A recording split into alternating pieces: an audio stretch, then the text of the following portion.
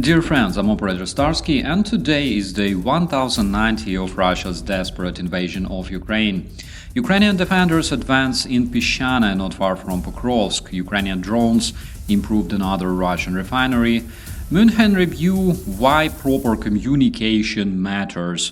Russian attack on Chernobyl and how Russian military conduct sabotage in Europe. This is the frontline focus. Let's roll. Russian invaders have intensified their offensive in eastern Ukraine, particularly focusing on the city of Pokrovsk. Despite capturing smaller cities like Kurakhove and Selidove, Russian invaders are encountering significant resistance, which slows down their offensive dramatically. Yesterday, 250 Russian attacks were reported, which is almost 100 more than last week. How does the picture look for the Russian invaders? Judging from the footage provided by the Ukrainian armed forces over the past weeks, the invaders are experiencing increased casualties and logistical difficulties. The depletion of tank and armored vehicle stockpile has forced Russian invaders to rely on unprotected infantry, which contributes to higher Russian personnel losses.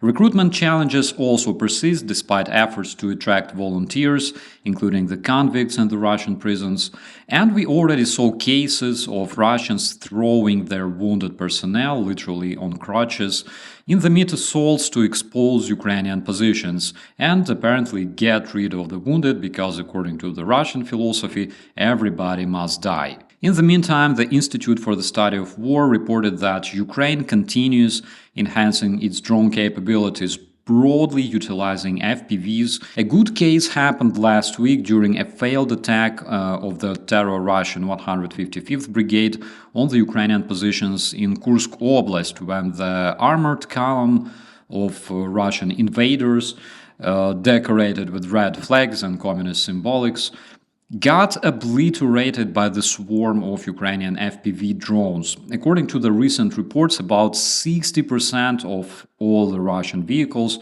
are being destroyed by the Ukrainian FPVs. Also, Ukraine keeps using its long-range drones to undermine Russia's ability to stockpile weapons and produce fuel. Friends, it's important to understand that this strategy plays a crucial role in constraining Russian advances. And most importantly, at this point, vast majority of Ukrainian drones are domestically produced. Of course, you don't win the war using only drones, but the very fact that Russians now have to rely on civilian cars and Chinese golf carts to continue their attacks is a good indication that this strategy is effective. Another good indication is decreased oil production and also growing fuel prices in Russia.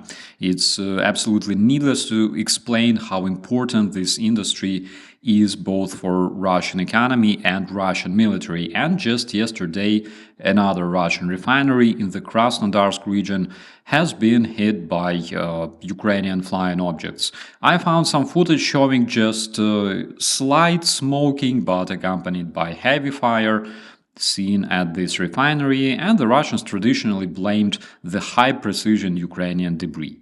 On the diplomatic battleground, the US Secretary of State Marco Rubio and Russian Foreign Minister Sergei Lavrov, also known as Dying Horse, had a telephone conversation to establish a communication channel. This follows the US President Donald Trump's recent call with internationally wanted war criminal Putin, and from what we know, both parties agreed to maintain dialogue aimed at establishing peace in Ukraine. Why is it disturbing? Because Putin's idea of peace in Ukraine is basically annexation of Ukraine and removing the Ukrainian identity. At the same time, Ukraine's idea of peace is basically re-establishing the internationally recognized borders, re-establishing the law and order on its territory, and making Russia face responsibility for all the crimes committed on the Ukrainian territory and not only in Ukraine. It's a proper thing to do to punish the aggressor, the war criminal, for his crimes. I think that it's a proper thing to do.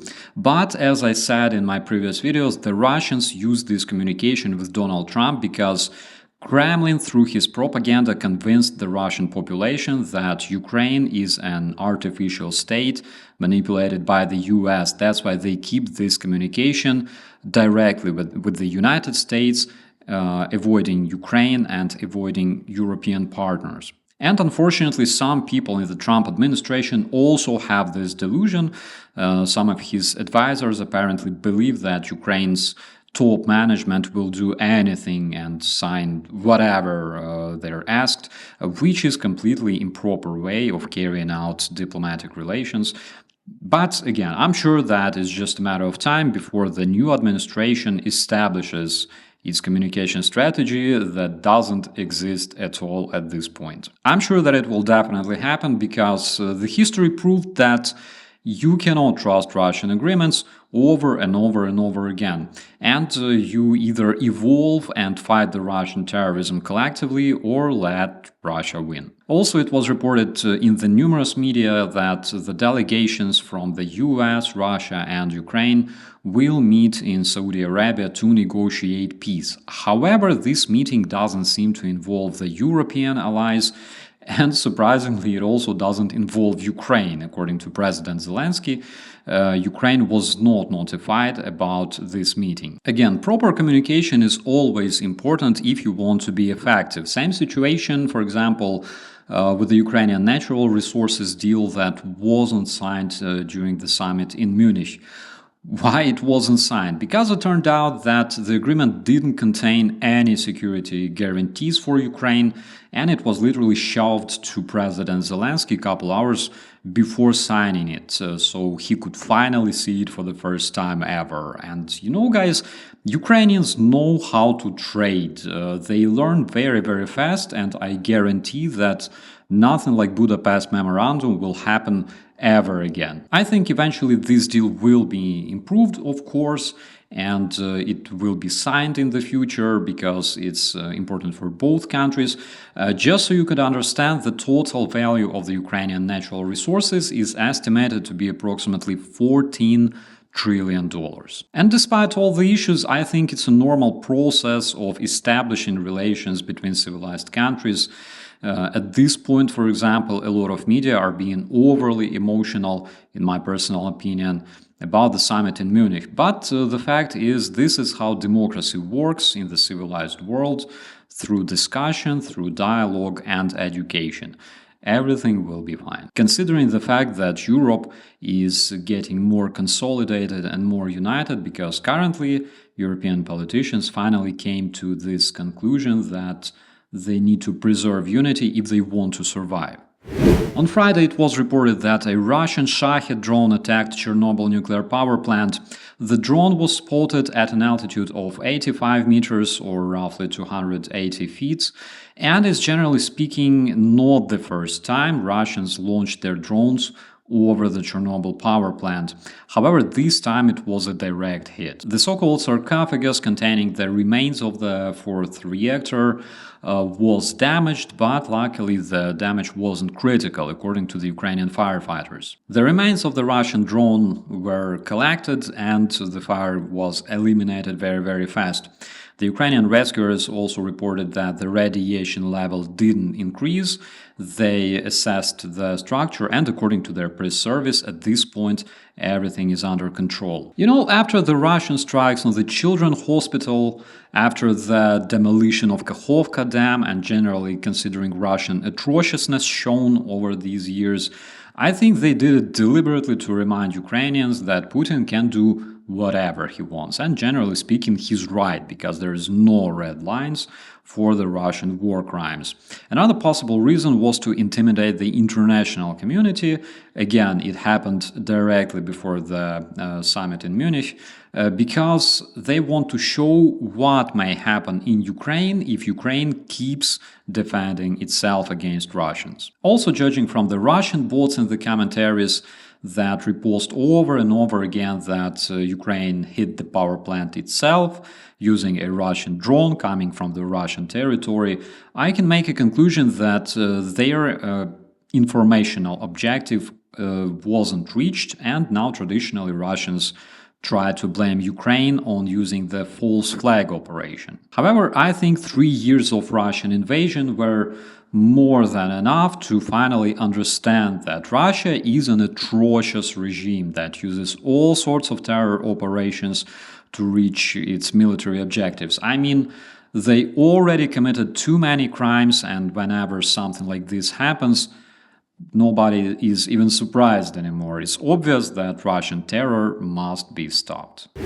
And speaking of Russian terror, the Wall Street Journal, referring to its sources, reported that in 2023 Russians established a new sabotage network targeting European countries and countries like Canada and United States. This sabotage group is based on the Russian military intelligence service, with its headquarters located in the outskirts of Moscow.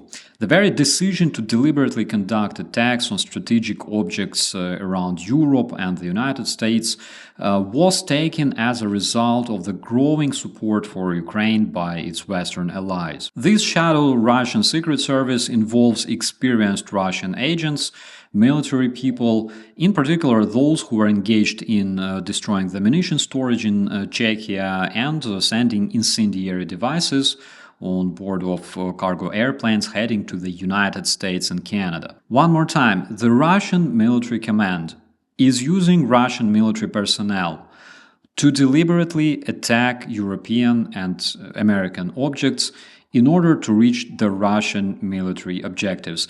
I don't really think that bringing Russia back to G8 will make them stop. I'm very sorry, but this is my opinion. I know Russians too well, but please let me know in the comments if you have a different opinion. Dear friends, please subscribe to stay informed about the most important updates and share this content to help Ukraine be heard. I'll see you in the commentaries. I'm Operator Starsky. As always, be safe.